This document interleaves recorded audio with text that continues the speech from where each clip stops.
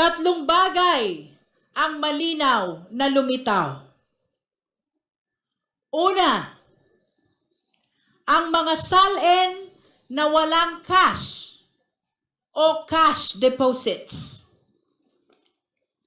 We began with the Office of the Ombudsman, which confirmed the Vice President's submission of SALNs. Ito yung tinatawag natin na Statement of Assets, Liabilities, and Net Worth.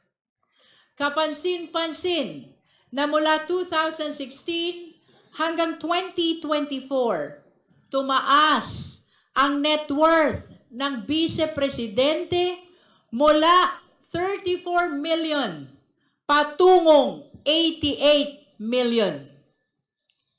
Ngunit kapansin-pansin din na mula 2019, zero cash o cash deposits ang idineklara.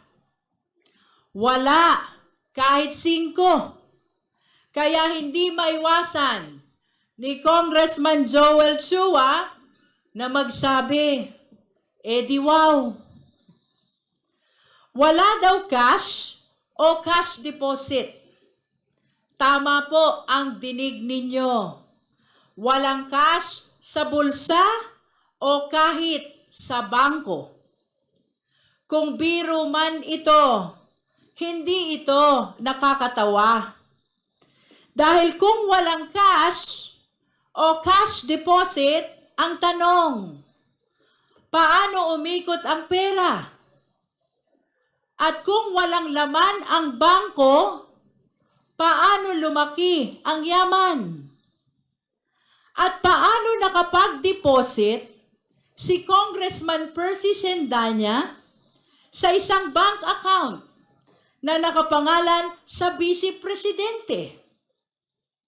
At ibig ba nitong sabihin ay ang Vice Presidente ang kaisa-isang opisyal sa buong Pilipinas na walang land bank account?